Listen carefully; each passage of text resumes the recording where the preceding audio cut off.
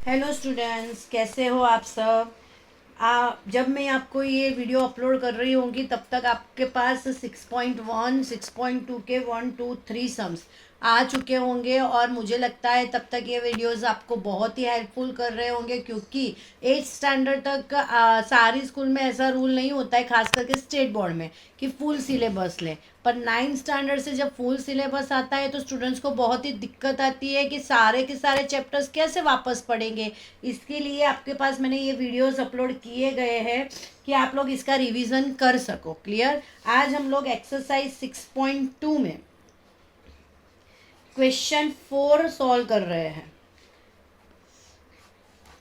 Exercise 6.2 में question number 4।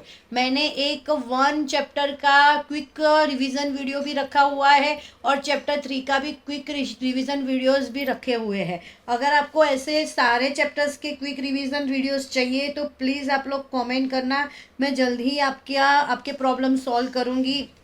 इसके अलावा भी कोई क्वेश्चन आपको अगर ऐसा हो कि आपको नहीं आता है तो प्लीज़ मैं कमेंट करो, तो मैं उसका रिवीजन या उसका सॉल्यूशन लेके आपके पास आऊँगी। अभी क्वेश्चन 4 पे चले जाते हैं। फर्स्ट स्टेप हमारा रहता है डायाग्राम ड्रॉ करना, और डायाग्राम भी बड़ी ड्रॉ करो तो क्या है, कोई प्रॉब्लम ना आए। Clear. A B is parallel to C D, जिसमें इस तरह से एक ट्रायंगल ड्रॉ किया गया है। यहाँ पे लिखा हुआ है उन्होंने P, यहाँ पे Q और यहाँ पे R। यहाँ पे 50 डिग्री लिखा हुआ है, यहाँ पे Y है, ये X है और यहाँ पे 127 है। ये फिगर आपको ड्रॉ करके दी गई है। यहाँ पे बोला है A B is parallel to C D. Clear. और आपको बोला है find X and Y। Find X and Y। तो ज़रा यहाँ पे ध्यान दे दो। पहला स्टेप, मुझे इतना पता चल रहा है कि अगर मैं A B is parallel to C D है, A B is parallel to C D है, B is parallel to C D है, तो ध्यान देना पी क्यू आपका ट्रांसवर्सल हो जाएगा, और जितना ये एंगल है ए पी क्यू उतना ही एंगल रहेगा डी क्यू पी। क्लियर। यहाँ पे आपको ए पी क्यू एंगल दिया हुआ है 50 डिग्री, तो बट नेचुरल है मेरा डी पी क्यू भी क्या हो जाएगा 50 डिग्री, जो है यहाँ पे सिंबॉलिकली दिखाया गया है एक्स। तो आपको एक्स तो बहुत ही इजीली मिल जाएगा, तो यहाँ लिखेंगे here x equal to 50 degree. What's the reason, तो लिखेंगे इंटीरियर अल्टरनेटिव एंगल्स। अब उसके बाद ये तो मुझे 50 मिल गया, अब मुझे ये एंगल मिल जाएगा, पर ये एंगल का कोई नाम नहीं दिया है तो मैं उसको नाम दे देती हूँ 1। और इसमें कौन सी प्रॉपर्टी अप्लाई करूँगी, लीनियर पेयर। तो लिखूँगी 1 is equal to 180 minus 127 degree. तो 180 में से 127 निकालते हैं, कितना बचेगा 53 degree. Therefore 1 is equal to 53 degree. Clear. तो मुझे 1 भी मिल गया, 1 मिला मुझे 53 degree.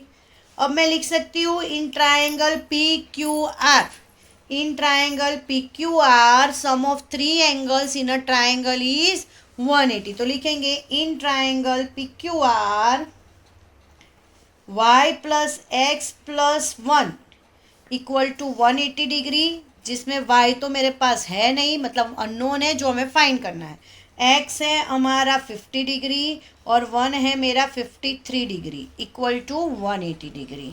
Therefore y plus 103 equal to 180 degree. Therefore y is equal to 180 minus 103 degree. Therefore y is equal to 180 में से 103 डिग्री सब्ट्रैक्ट कर दो, कितना आएगा 77 डिग्री। मिल गया हमें x एंड y, जो हमें x और y ढूंढना था वो दोनों हमें मिल गए। बहुत ही इजी मेथड है। क्लियर। इसके बाद वाला क्वेश्चन नंबर 5। क्वेश्चन नंबर 5 बहुत सारे लोगों को ऐसा होता है कि मैम थोड़ा हार्ड पढ़ रहे हैं। क्वेश्चन 5 में भी मैं पहले डायाग्राम ड्रॉ कर देती हूँ। बराबर फिगर ड्रॉ करना बहुत ही ज़रूरी है सम के लिए। क्लियर। आपके प्रेजेंटेशन को अच्छा दिखाने के लिए और आपके अंडरस्टैंडिंग के लिए। यहाँ पे मैंने डायग्राम ड्रॉ करना, फिगर ड्रॉ करना स्टार्ट कर दी है, जिसमें दो पैरेलल मिरर दिए हैं, P Q and R S are two mirror place to parallel. P Q and R S are two plane mirror parallel to each other. कैसे रखे एक दूसरे के parallel.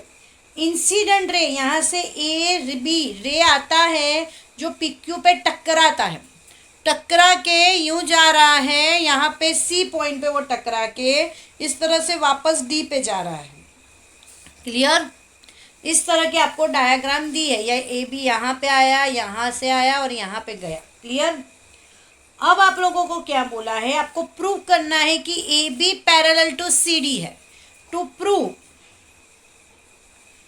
Prove A B is parallel to C D. अब यहाँ पे ध्यान दो, फर्स्ट स्टेप आपको क्या करना है इसमें, draw B M perpendicular to P Q. Draw B M perpendicular to P Q.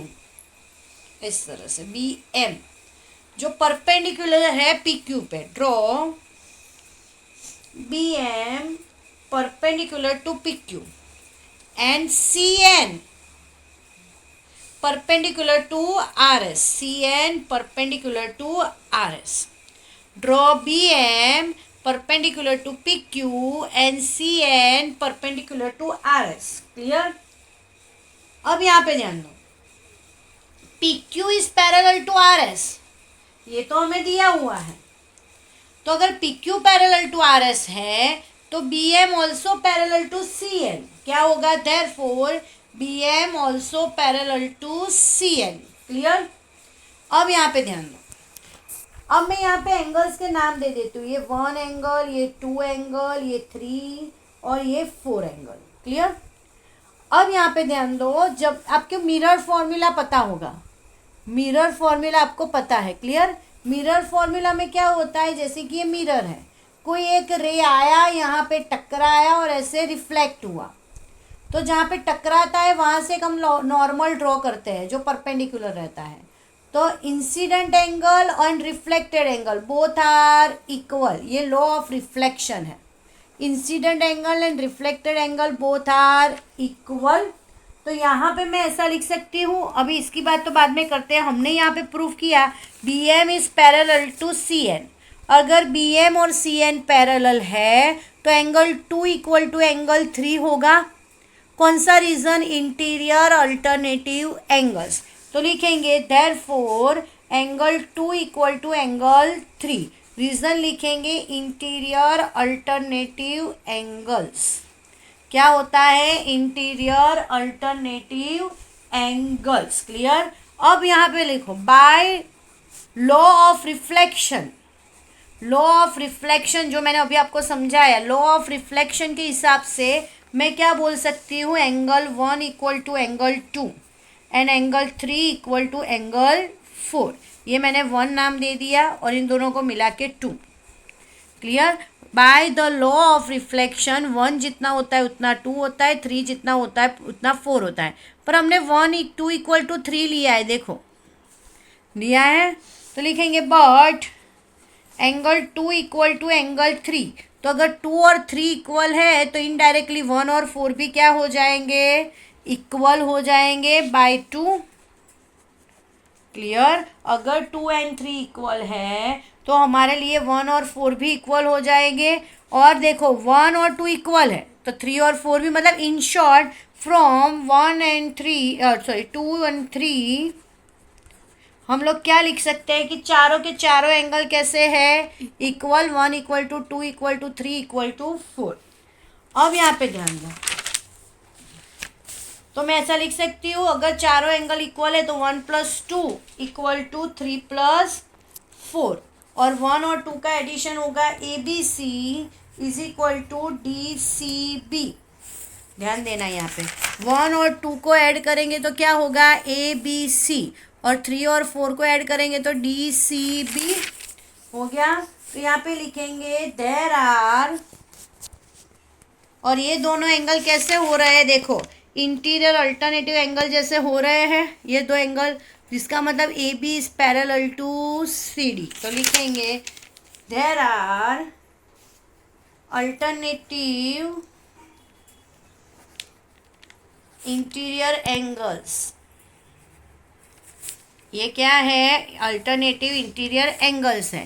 That means A B is parallel to C D. है इजी, पर समझ के करना है। एक बार रिवाइज करवा देती हूँ। यहाँ पे एक बी एम परपेंडिकुलर ड्रॉ किया है पी क्यू और C N perpendicular to R S. फिर मैंने यहाँ पे मैंने लिखा है कि अगर P Q parallel to R S है तो B M parallel to C N होगा, और वो दो पैरेलल है तो 2 इक्वल टू 3 होगा। और according to law of motion ये दो इक्वल है और ये दो इक्वल है, जबकि हमने पहले लिया हुआ है कि 2 और 3 इक्वल है। दैट मीन्स तीनों के चारों एंगल हमने इक्वल दिखा दिए। चारों के चारों एंगल इक्वल होने के बाद मैंने इन दोनों का एडिशन इक्वल टू इन दोनों का एडिशन लिख दिया, और इन दोनों का एडिशन होता है ए बी सी और इन दोनों का एडिशन होता है D C B. Both are equal. अगर ये इक्वल है then A B is parallel to C D. लिख लिया है।